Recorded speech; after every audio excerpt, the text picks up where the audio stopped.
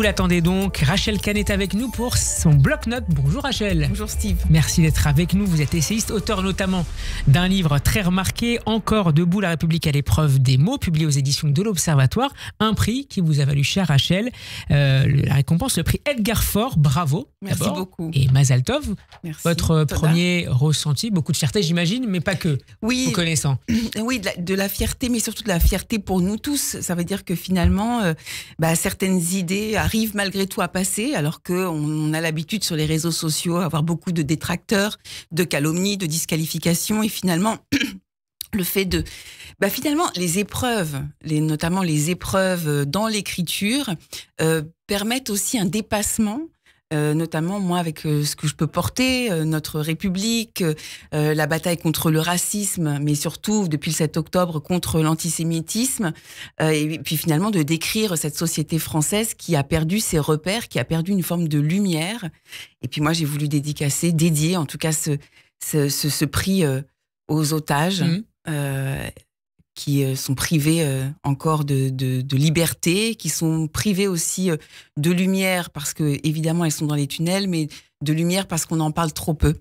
L'exposition médiatique a beaucoup baissé depuis quelques mois quand il s'agit des otages de Gaza. Exactement. Et parce que aussi on est quand même dans ce mois de Kislev, et donc il faut jamais oublier que c'est de la lumière intérieure qu'on pourra battre ces ténèbres-là, cette barbarie-là, et puis dédier ce prix aussi évidemment à Boualeb Sansal. Voilà, parce que pareil, de la même manière, on cherche à le disqualifier, à l'invisibiliser. J'ai entendu les mots, par exemple, de Sandrine Rousseau à son propos, qui le traite d'une personne d'extrême droite ou que sais-je. Donc c'est quand même quelqu'un qui est en train de vivre une détention arbitraire, peut-être des traitements inhumains et dégradants. Il n'y a pas beaucoup d'organisations, notamment de la communauté internationale, qui s'expriment, ni Amnesty International, ni la Croix-Rouge. Et ce manque de soutien vous a surpris pour un auteur, un intellectuel, un écrivain qui était jusque-là très apprécié et valorisé pour son courage, notamment, contre la dictature. Exactement, son courage, sa liberté. Et là, silence radio, alors on nous dit que c'est pour permettre des négociations.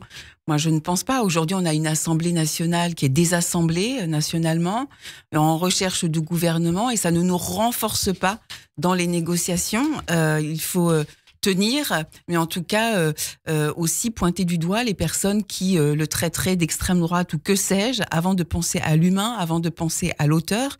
Et une fois que Boualeb Sansal sera sorti, ces personnes lui mettent finalement une cible dans le dos aussi en le traitant d'extrême droite. Et rappelons cette réunion qui est organisée, cette grande soirée de soutien qui est organisée lundi prochain. Arnaud Benetti nous en a parlé tout à l'heure au Théâtre Libre à Paris à partir de 20h autour de ce soutien à Boualeb Sansal. Une autre conférence que je me devais de rappeler ce soir, conférence de Gilles Kepel, ça va nous amener à notre transition sur la série Chère Rachel, qui aura lieu ce soir donc à la maison communautaire Kyriat El à Créteil, inscription obligatoire au 01 43 77 01 70. Rachel, vous parliez des otages. On a écouté tout à l'heure Pascal Sunshine nous expliquer en quoi des discussions avançaient, même s'il y a beaucoup de faits contradictoires qui apparaissent dans la presse. On lui dit qu'il y a peut-être un momentum pour la libération au moins d'une partie des otages. Vous êtes aussi assez optimiste de les voir enfin libérés après maintenant 14 mois de détention? J'ai envie d'y croire. Surtout dans ce moment-là. J'ai envie de croire en fait au miracle de Hanouka, moi. Et j'ai envie d'y croire aussi parce que finalement, on a pensé qu'il n'y avait pas de stratégie, qu'Israël n'avait pas forcément de stratégie. Mais on a vu quand même par rapport au Hamas d'un côté, ensuite le Hezbollah, ensuite ce qui se passe en Syrie, qu'il y a quelque chose. Il y a quand même une lumière en fait qui ressurgit de tout ça, et que de toute façon il faut y croire. Si nous n'y croyons pas, ça fera partie de la défaite. Donc il faut y croire jusqu'au bout. Et c'est vrai que moi, lorsque je repense évidemment à nos deux otages franco-israéliens, Ofer Ohad, mais aussi à Kfir et Ariel, mais aussi à ces femmes comme Nahama, je ne peux me résoudre à ne plus y croire. Alors pour terminer, je voudrais qu'on passe à la Syrie. Oui. Benjamin Netanyahou qui s'est félicité des actions et des réussites géopolitiques d'Israël dans la région, dans la bande de Gaza, au Liban et désormais en Syrie, avec des frappes qui se sont poursuivies dans les 48 heures qui ont suivi la chute de Bachar el-Assad. En France, alors évidemment, il y a cette question de l'après Bachar el-Assad. Est-ce que vous vous inquiétez particulièrement, Rachel, du retour du spectre de la menace djihadiste? On sait qu'il y a plusieurs centaines de Français qui s'y trouvent. Oui. Même s'ils n'ont pas directement participé pour tous à la libération des villes détenues par le pouvoir. Il y a un vrai sujet, une vraie inquiétude à avoir. Ah bien sûr. Plus qu'une inquiétude, on doit être fort de notre histoire. On doit être fort de cette histoire française et notamment de notre démocratie qui a été harcelée depuis des années. On doit être extrêmement vigilant et extrêmement exigeant par rapport à ça. Quand Emmanuel Macron évoque la possibilité d'une reprise des discussions avec le nouveau pouvoir syrien, sous condition notamment du respect des minorités et des femmes, est-ce que c'est suffisant? En tout cas, est-ce que c'est bien le moment de proposer une telle ouverture?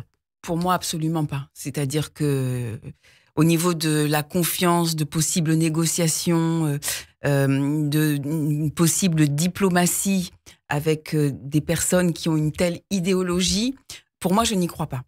Après, je ne suis pas chef d'État et donc lui, il a un spectre beaucoup plus large que le mien. Mais quand je vois finalement cette pauvre population victime de la dictature d'un côté, puis maintenant, aujourd'hui, victime, en fait, en gros, du califat, avec une idéologie qui met la mort au centre. C'est-à-dire que cette idéologie-là n'a pas peur de mourir. Donc, vous avez en face de vous des personnes qui n'ont rien à perdre. Donc, c'est extrêmement dangereux. Et par ailleurs, ce qui me fait peur, c'est l'entrisme au niveau national, au niveau français, qui permet un renforcement de ces idéologies-là. Et on le voit bien dans les expressions de la France insoumise. Ce retournement de veste-là, c'est significatif de quelque chose et ça convoque notre exigence à tous et notre exigence citoyenne à tous pour défendre nos principes. Merci beaucoup, Rachel Kahn, d'avoir été avec nous et bravo pour ce prix Edgar Faure qui vous a récompensé pour votre dernier essai. Encore debout. Encore debout, toujours debout. Merci à vous. À la semaine prochaine. Merci.